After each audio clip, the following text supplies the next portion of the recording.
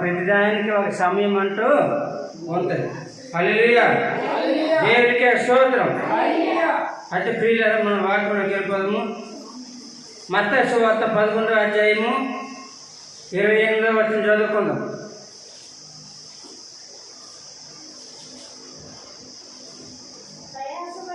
ప్రయాసపడి భారం మోసుకొనిచున్న సమస్త జనులారా, నా యొద్దకు రండి,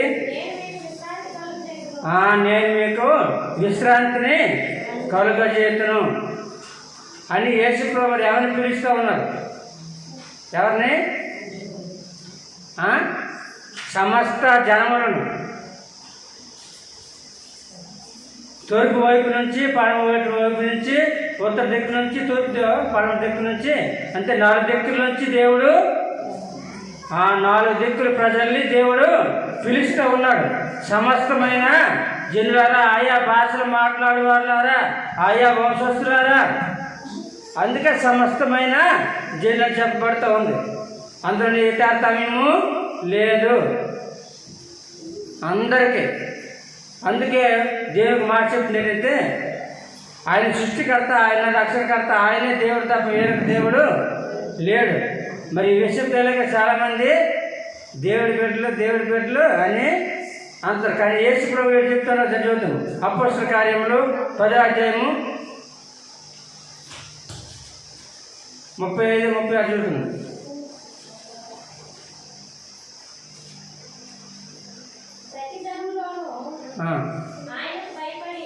ప్రతి జనములోను ఆయనకు భయపడి, ఎవరికి భయపడి?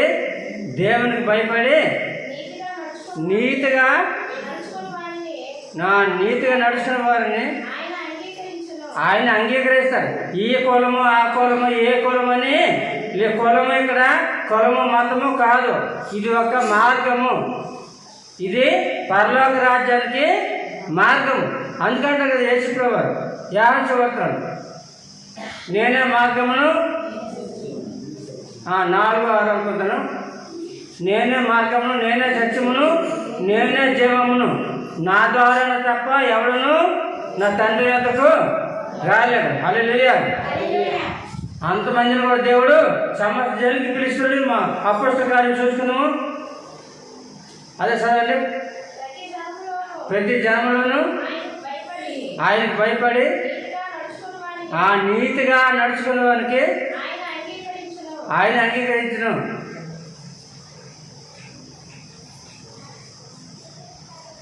35 చదవండి. యేసుక్రీస్తు, అదండి, యేసుక్రీస్తు అందరికీ ప్రభు, అంటే అందరికీ దేవుడు ఆయనే. దేవుడు ఆయన తప్ప వేరొక దేవుడు లేడు అని చెప్తా ఉంది. హల్లెలూయా. అసలు ఒక మాట చూసినట్లయితే దేవుడు అంటే ఏకవచనము, అంటే ఒక్కడే. దేవుళ్ళు అంటే అనేకులనే అర్థం. హల్లెలూయా. దేవుళ్ళు అంటే బహువచనము, దేవుడు అంటే ఏకవచనం, అంటే ఒక్కడు. దేవుడు అని అంటే ఏకవచనం, అంటే ఒక్కడే. ఇదంతా తెలియక మీ దేవుడు, మా దేవుడు, ఆ దేవుడు, ఈ దేవుడు అని అంటారు. కానీ వాక్యం మీద చెప్తుంది. యేసు ప్రభువు ఏంటంటాడు?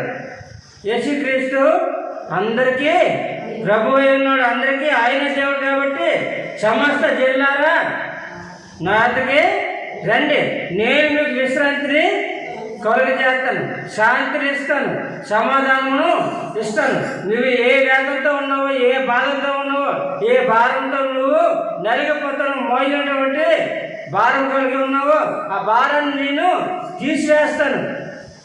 అది ఎటువంటి భారమైనప్పుడు కూడా, కష్టమైన భారంతో ఉన్నావా, ఎటువంటి దీర్ఘకాలికమైనటువంటి వ్యాధితో బాధపడుతున్నావా, సమస్యల భారంలో ఉన్నావా, వ్యాపారం నష్టపోయి అనేకమైన భారం మోస్తూ ఉన్నావా, పాపమైన భారంలో ఉన్నావా, శాపమైన భారంలో ఉన్నావా, నువ్వు ఏ భారంతో మోతున్నావో, ఏ భారంలో నలిగిపోతున్నావో, నీ భారాన్ని తీసివేస్తాను రండి అని నీ భారాన్ని తీసి తొలగించి నీకు శాంతిని, సమాధానమును ఇస్తాను చేసే చెప్తా ఉన్నాడు. హల్లెలూయా. చూడండి, ఎవరైనా భారాన్ని దించుతానంత రావాలి, కానీ లేదు లేదు నా భారం తెచ్చుతాను అంటారా? మోయలేక ఒక గౌరవ తెస్తాను అనుకో. ఎవరైనా మధ్యలో కనికరించి అమ్మ కొంచెం నేను పట్టుకుంటాను కొంత దూరం వరకు అంటే ఇస్తావా? ఇవా ఇస్తాం కదా. అలాంటిది ఈ భారం కన్నా పాప భారం అనేది చాలా, నీ మోస్తున్నటువంటి యాత్రకరమైనటువంటి భారం ఇది చాలా కష్టతరమైనది. ఈ లోకంలో ఈ భారాన్ని తీసేవారు ఎవరు లేరు. ఒక యేసుక్రీస్తు మాత్రం తప్ప మన భారాన్ని తొలగించినటువంటి దేవుడు ఈ లోకంలో లేడు, ఆయనే.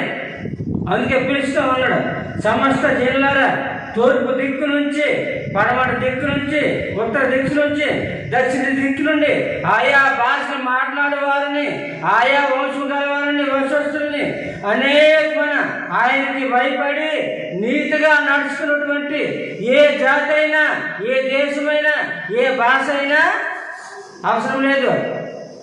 ఆయనకి భయపడి నీతిగా ఎవరైతే యేసు ప్రభు దేవుడిని నమ్ముతారో, ఎవరైతే ప్రభు నేను పాపని ఒప్పుకొని పాపం విడిచిపెడతారో వారిని దేవుడు తన బిడ్డగా అంగీకరిస్తాడు. యోహాను సువార్త 1:12 చూసుకుందాం.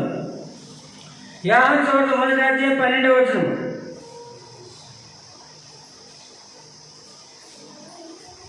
హల్లెలూయా.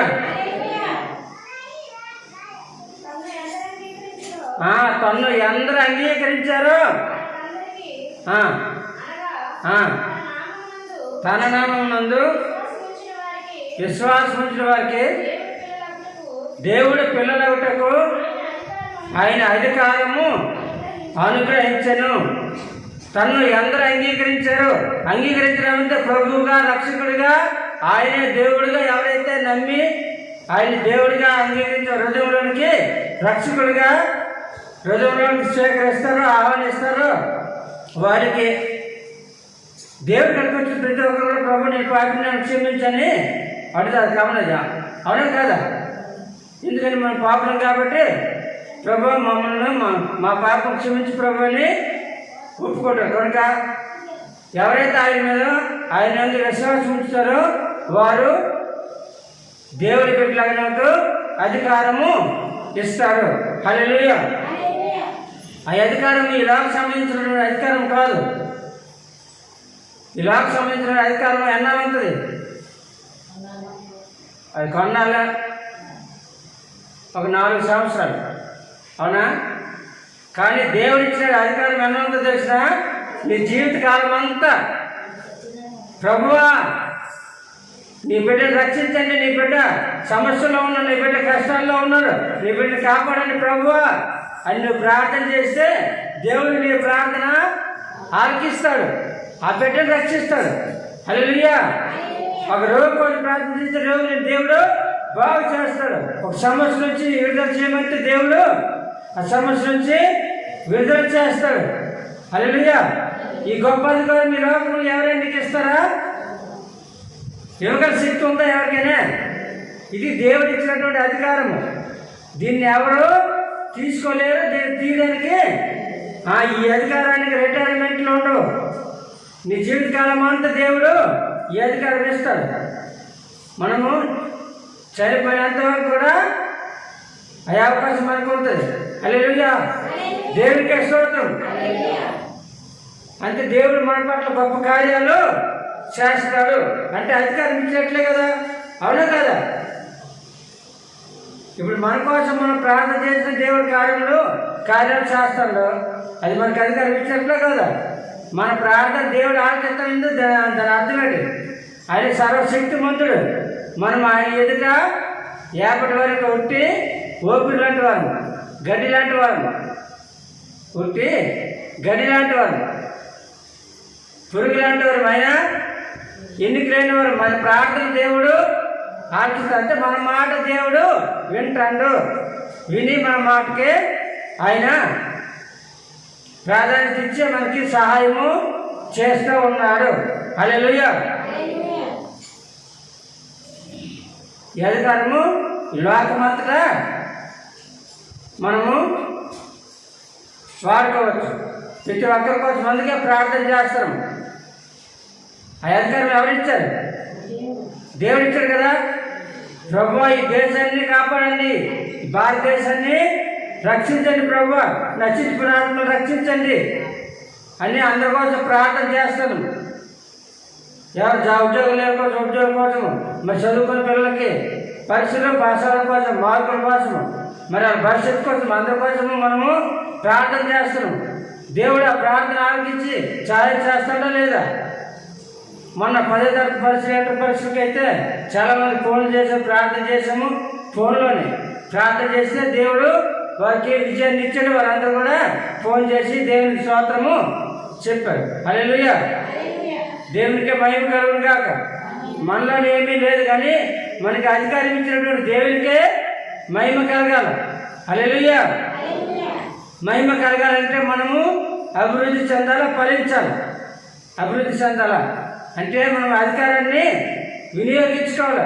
దేవుడు ఇచ్చిన అధికారాన్ని వినియోగించుకోవాలి. హల్లెలూయా. చూడండి, ప్రకటన గ్రంథము 2వ అధ్యాయము, ప్రకటన గ్రంథము 2వ అధ్యాయము 1 నుంచి 5 వరకు చదువుకున్నాం. ఎపిసిలో ఉన్న సంఘపు దూతకు ఇలాగా రాయము. 7 నక్షత్రములు తన కుడి చేత పట్టుకొని 7 దీపస్తంభముల మీద మధ్య సంచరించేవాడు చెప్పు సంగతులు ఏమనగా, నీ క్రియలను, నీ క్రియలను, నీ కష్టమును, నీ సహనమును నేను ఎరుగుదును. నీవు దుష్టులను సహించలేవని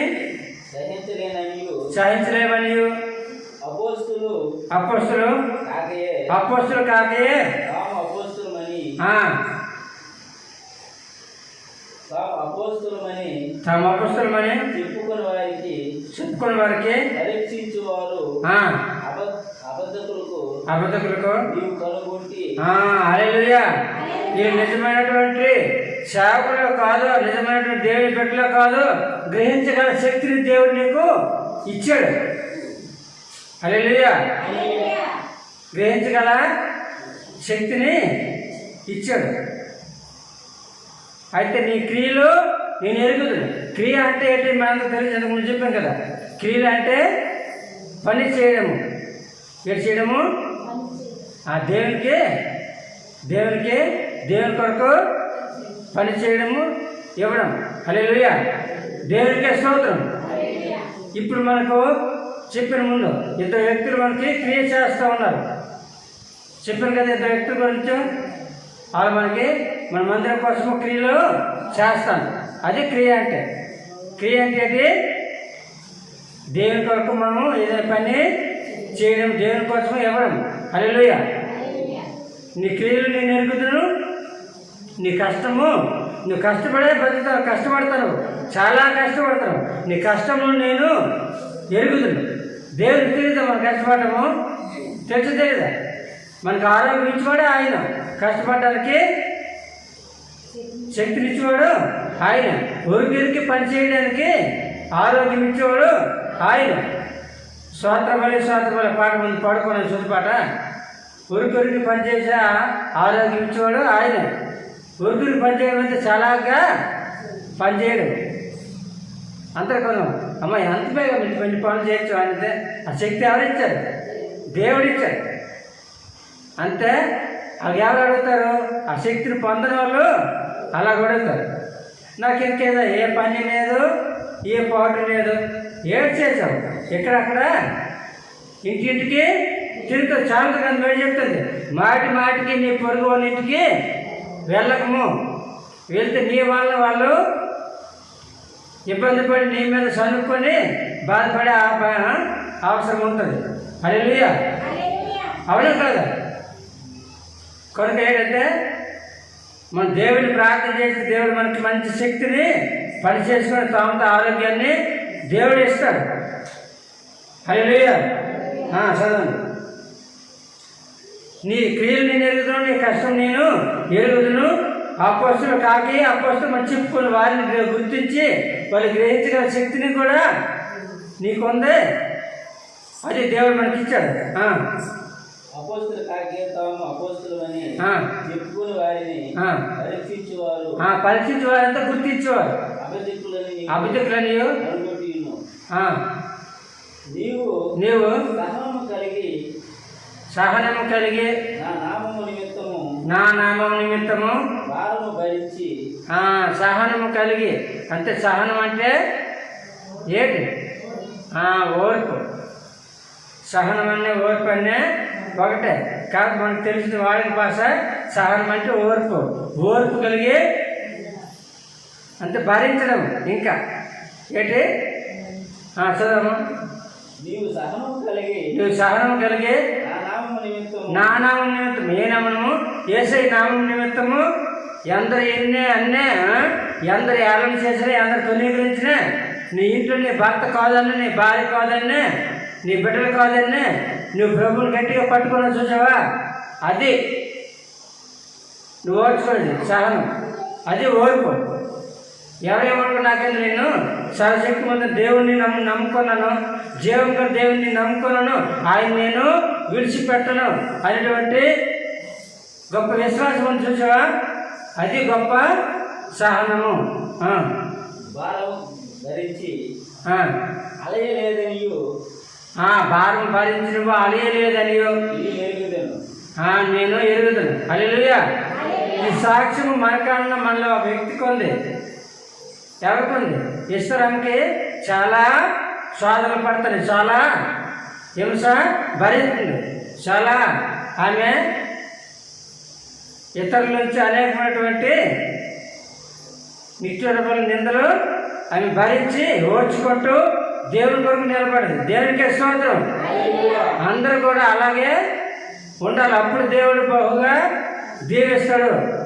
దేవుని కొరకు మనము నిలబడాలి. చంపేతరా? ఎంతమందిని చంపుతారు? చంపితే దేవుని రాజ్యానికి వెళ్ళిపోతారు. హల్లెలూయా. అంతేగాని యేసుక్రీస్తు ఆయనే నిజమైన దేవుడు, ఆయన రక్షకుడైన మనము ఒప్పుకోవాలి. హల్లెలూయా. దేవునికి స్తోత్రం. చదవండి.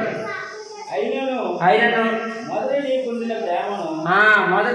ప్రేమను నీవు వదిలితువని, మొదట నీకున్న ప్రేమను నీవు వదిలితువని నేను నీ మీద తప్పు ఒకటి మాపవలసి ఉన్నది. అదేదో చూద్దాం. అయినను ఇవన్నీ బాగా ఉన్నాయి, కానీ నీ మీద ఒక తప్పు మాపవలసి ఉన్నది. చదవండి. అదేదో నువ్వు ఏ స్థితిలో నుండి పడిపోయావో అది జ్ఞాపకము చేసుకొని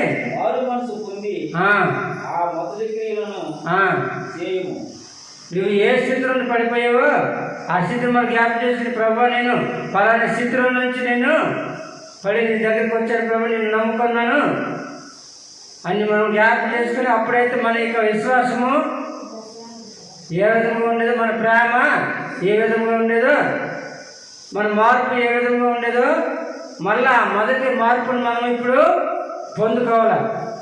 మొదట ఏ స్థితిలో ఉన్నావో ఆ స్థితిలోకి నువ్వు రావాలి. హల్లెలూయా. దేవునికి స్తోత్రం. మారు మనసును నువ్వు పొందాలి. హల్లెలూయా. సరే. అట్లు చేసి నీవు మారు మనసు పొందితేనే సరే. చాలు.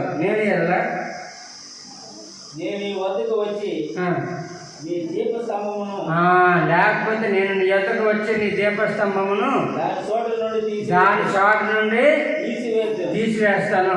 హల్లెలూయా. దాని నేను వచ్చి నువ్వు ఇంకా మారకపోతే దేవుడు ఎందుకు ఆలోచన చేస్తానో తెలిసిన మన కోసమే, మనలో ఇంకా గొప్ప మార్పు రావాలని దేవుడు ఇంకా ఆలోచన చేస్తూ ఉన్నారు. ఆయన వచ్చినప్పుడు కూడా మరి మార్పు లేకుండా ఆయన ఏం చేస్తాడు? దీపస్తంభం తీసి అది ఉన్నటువంటి స్థలం నుంచి దీపమైన తీసివేస్తాను చెప్తాడు. ఒకసారి యెషయా గ్రంథం చూద్దాము. యెషయా గ్రంథం 22వ అధ్యాయము. యెషయా గ్రంథం 22వ అధ్యాయము 19వ వచనం చదువుకుందాము.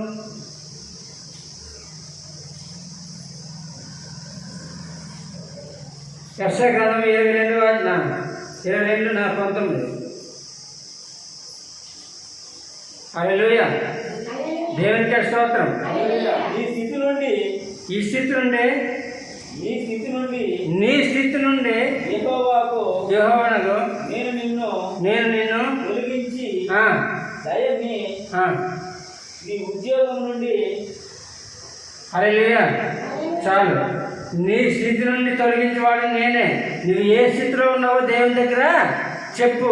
నీ ఆ స్థితి నీకు ఇష్టం లేకపోతే, నీకు బాధకరంగా ఉంటే, నీకు ఇబ్బందికరంగా ఉంటే, ప్రభువా నాకు ఈ పరిస్థితి నుంచి విడుదల చేయి ప్రభు నువ్వు ప్రార్థన చేస్తే దేవుడు నీ స్థితి నుండి తొలగిస్తాడు. మన జీవితాలు మార్చేవాడు ఆయనే. హల్లెలూయా. మన బ్రతుకులు మార్చేవాడు ఆయనే. మన స్థితిగతులు మార్చేవాడు ఆయనే.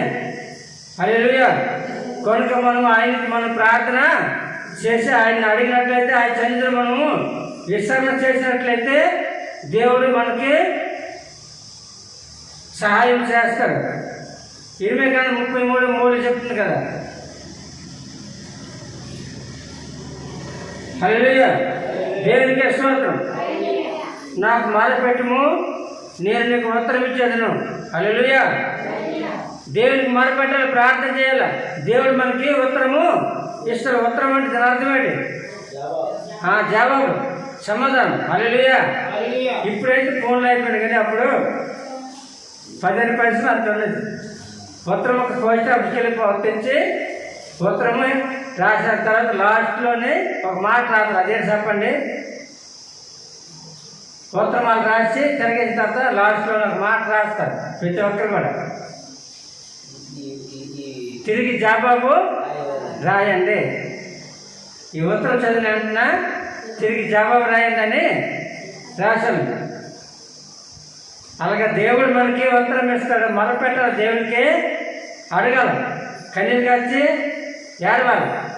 దేవుడు మన బతుకులు మారుతాడు, మన స్థితుల్ని మారుస్తాడు. హల్లెలూయా. ఏది ఏమన్నప్పుడు మాట చెప్తాను. ఒకవేళ ఏదైనా జరగలేదు అనుకోండి, అది మనకి ఇష్టమైన దేవునికి ఇష్టం కాకపోతే అది జరగదు. అర్థమవుతుందా? మన అవసరాలు ఏంటో మనం ఏ స్థితిలో ఉండాలో దేవునికి తెలుసు. అందుకే ఎన్ని అడిగినా ఏది అడిగినా జరిగేది ఆయన చిత్తమే. పరలోకమందున మా యొక్క తండ్రి, నీ నామం పరిశుద్ధపరచబడును గాక, నీ రాజ్యం వచ్చును గాక, పరలోకమందు మీ చిత్తము ఎలా నెరవేరుస్తున్నదో భూమి యందున అలాగా నెరవేరును గాక అని మనము ప్రార్థన చేయాలా. చేస్తే దేవుడు కార్యం జరిగిస్తాడు. హల్లెలూయా. దేవునికే స్తోత్రం. చదవండి. యెషయా గ్రంథము 40:22. యెషయా గ్రంథం 40:22. యెషయా గ్రంథం 40:22 వచ్చిన. ఆయన భూమండలం మీద ఆసీనుడై ఉన్నాడు.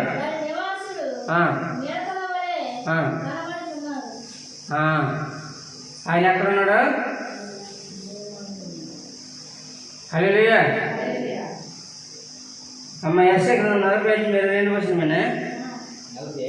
40 చదువు.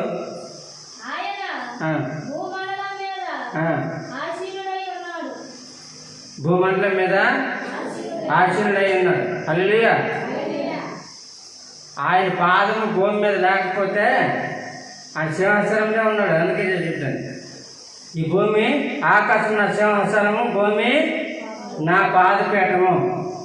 ఆయన కానీ ఆయన కృపా కనికారము మన మీద ఉంచకపోతే ఏ పాటికే సాతాను మనలందరినీ నవిలి పారేసి నవిలి మింగేసి ఇప్పటికే గర్జించి సింహం వలె తిరుగుతూ ఉన్నారు. హల్లెలూయా. అందులోనే చూడండి, మరొక మాట చూసుకున్నాము. యెషయా గ్రంథం 17:10.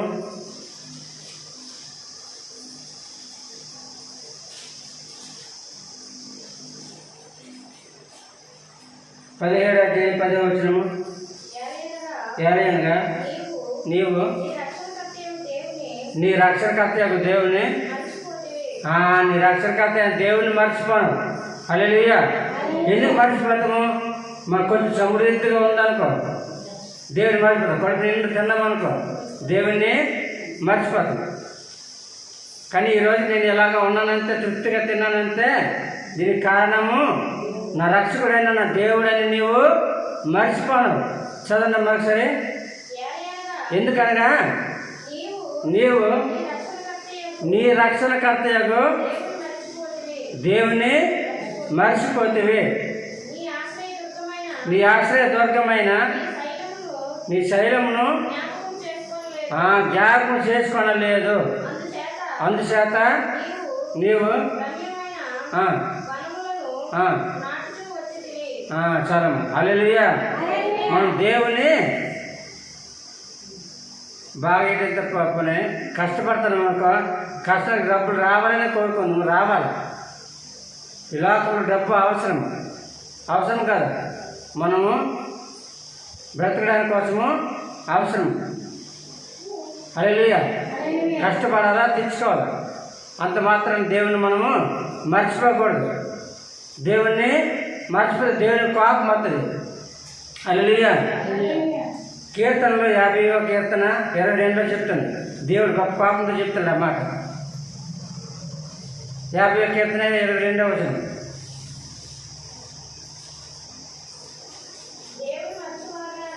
దేవుని మర్చివారులారా దీన్ని ఆలోచించండి. మీరు కష్టపడుతుంటే సౌఖ్యంగా సుఖంగా నెమ్మదిగా ఉన్నారా, సంతోషంగా ఉన్నారా, దీనికి కారణం ఎవరు? అందుకే దేవుణ్ణి మనం మర్చిపోకూడదు. హల్లెలూయా. మనం పడుకునేటప్పుడు లెగిసేటప్పుడు దేవుణ్ణి ప్రార్థన చేయాలి. కూకుని లేచినప్పుడు యేసయ్యా అంటారు. కొంతమంది తెలుసా, కూర్చొని ఉండి లేచినప్పుడు యేసయ్యా అంటారు. ఏంటి నడుము నొత్తుందని అమ్మనైనా అబ్బనాయన అని అంటారు. దేవుడి పేర్లో దేవుడు అంటారు. యేసయ్యా అని అంటారు. ఎందుకంటే అన్నిటికీ ఆయన మనకు ఆయన తోడు లేకపోతే మనము ఉండలేము. హల్లెలూయా. దేవుని మర్చివారులారా దీన్ని ఆలోచించండి, యోచించండి అంటే ఆలోచించండి. లేకపోతే నేను మిమ్మల్ని చీల్చివేసేది. హల్లెలూయా. దేవునికే స్తోత్రం.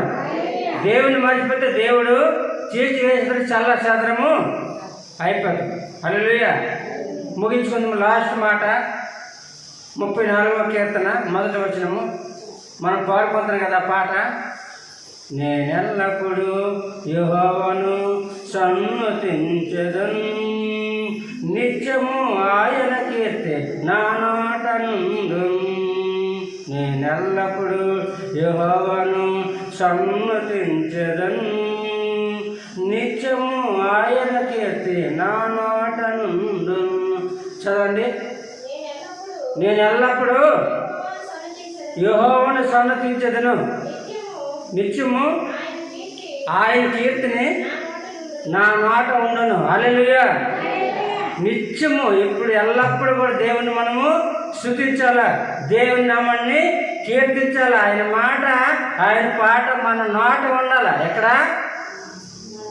అమ్మా బాగులేనప్పుడు బైబిల్ పక్కన పెట్టుకుంటే దేవుడు రక్షించాడు. ఏడున్నా తెలిసిన ఆయన మాట, ఆయన పాట మన నోట ఉండాలి. నేను ప్రతిరోజు ఉదయం నేను ప్రార్థన చేస్తాను. తర్వాత ఎవరు ప్రార్థనకు నాకు ఎప్పుడు ప్రార్థన చేసి ఫోన్ చేసినా నేను రెడీగా ప్రార్థన చేయడానికి రెడీగా ఉంటాను. ఒకవేళ భోజనం చేసినప్పుడు కూడా మొన్న ఎవరో ఫోన్ చేశారు, భోజనం చేస్తుంటే కూడా ప్రార్థన చేసింది. ఎందుకంటే వాళ్ళు ఏ స్థితిలో ఉన్నారో సేవకుడి పని అదే, అందరి వరకు ప్రార్థన చేయడమే. అయితే భోజనం చేస్తూ వాళ్ళని వాళ్ళకి ప్రార్థన చేశాను. కొంతమంది ఏంటంటే ఎవరికి ఎమర్జెన్సీ కాదు, కొంతమంది భోజనం చేస్తున్న తర్వాత శాతమంతా తర్వాత మర్చిపోవచ్చు. ఒకవేళ నేను ఎవరిని ప్రార్థన చేయమంటే మనసులోనే కొంచెం ప్రార్థన చేసేది కానీ మాను. చదవండి. నేను ఎల్లప్పుడూ యెహోవాను సన్నిధించడం, యెహోవాను దర్శించడము. యెహోవాను సన్నిధించడం అంటే దాని అర్థం ఏంటంటే దేవుని దర్శించడము. నిత్యము ఆయన కీర్తి నా నోట ఉండండి. 3 వరకు చదువుకుంది, 3 వచనం వరకు. యెహోవాను బట్టి యెహోవాను బట్టి మన దేవుని బట్టి నేను అతిశయించున్నాను. నేను దాన్ని దీనులు దాన్ని విని సంతోషించడు. నాతో కూడా మీరు కూడా గణపరచండి. హల్లెలూయా. నేను ఒక్కడిని మాత్రం గణపరిస్తే చాలు. నాతో కూడా మీరు కూడా దేవుని గణపరచాలి. హల్లెలూయా. ప్రతిరోజు నిత్యము ఆయన్ని మనము స్తుతించాలి, ఆయన నామాన్ని గణపరచాలి. ఆయన కీర్తి అనగా ఆయన మాట, ఆయన పాట మన నోట ఉండాలి. పని చేస్తే నోరు పని చేస్తాడు. పని చేతి చేస్తే నోరు చేస్తాడు కదా. మరి నోరే చేయాలి. పాట పాడుకొని పని చేసుకుంటే మనకు ఎటువంటి కష్టమో అనిపించదు. దేవుని పాట పాడుకొని పని చేసుకుంటే ఎటువంటి కష్టము ఉండదు. ఎంత పని అయినా ఈజీగా అయిపోతుంది. ఎంత బేగా అయిపోయింది అనే రకంగా మనకు అనిపిస్తుంది. హల్లెలూయా. ఎందుకంటే మన పని పాటలందు కూడా దేవుడి సహాయము చేస్తాడు. అది మర్చిపోకుండా నిత్యము మనకి ఎంత అవసరమైన దేవుని మనం ఎలా మర్చిపోతాము? హల్లెలూయా. దేవుని మర్చిపోతే దేవుడికి కోపం వస్తుంది రాదు. కోపం వచ్చి దానివల్ల మనకి నష్టము వస్తుంది. కనుక దేవుని మర్చిపోకూడదు. ఏ స్థితిలో ఉన్నా, ఏ సమయం అప్పుడైనా నువ్వు దేవుని స్తుతించాలి, దేవుని ప్రార్థన చేయాలి. ప్రార్థన చేయకుండా స్థలం లేదు. ఒకవేళ చేయకుండా స్థలం ఉందనుకోండి, మనసులోనే ప్రార్థన చేసుకుందాం. హల్లెలూయా. దేవునికి స్తోత్రం. అయితే ఒక ఆవిడైతే ఒక బలవంతాన్ని మానేసింది, కానీ మందిరానికి ఆవిడ ఒక మాట చెప్పింది. అయ్యగారండి, నేను చర్చికి రాకపోయినా నాకు బలవంతం చేసి ఉండబెట్టారు, కానీ నేను మాత్రము ఎప్పుడు యేసయ్యనే తలుచుకుంటును. ఒకవేళ వాళ్ళ బలవంతకారాన్ని నేను గుడికి వెళ్ళే అక్కడ కూడా బయటకు అన్న, కానీ యేసయ్యనే మనసులోని తలుచుకుంటాను.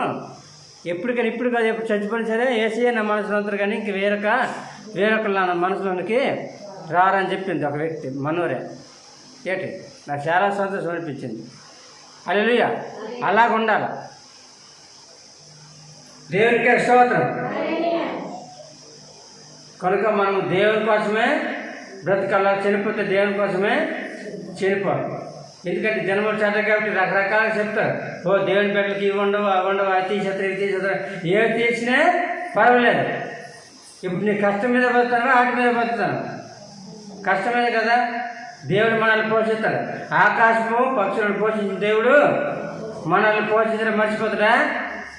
ఆయన సర్వశక్తిమంతుడు. హల్లెలూయా. కాకులు ఏడ్చినప్పుడట ఆ కాకి పిల్లలకు ఆహారం ఇచ్చేవాడు ఆయనే.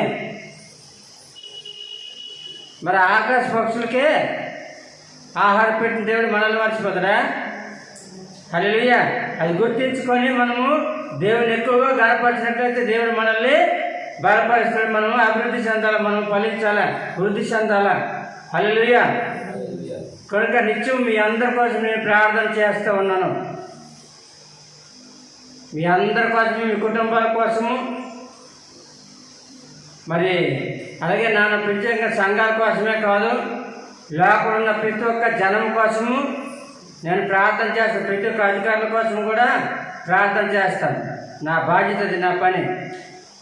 సేవకుల కొరకు, సహోదరుల కొరకు, విశ్వాసుల కొరకు, దేవుని నమ్మని ప్రజల కొరకు కూడా అందరి కోసము ప్రార్థన చేస్తాను. మీరు కూడా నాతో కూడా దేవుణ్ణి గణపరచండి. ఈ పరిశుద్ధ వాక్యము దేవుడు దీవించును గాక. ఆమేన్. హల్లెలూయా. దేవునికే స్తోత్రం. హల్లెలూయా.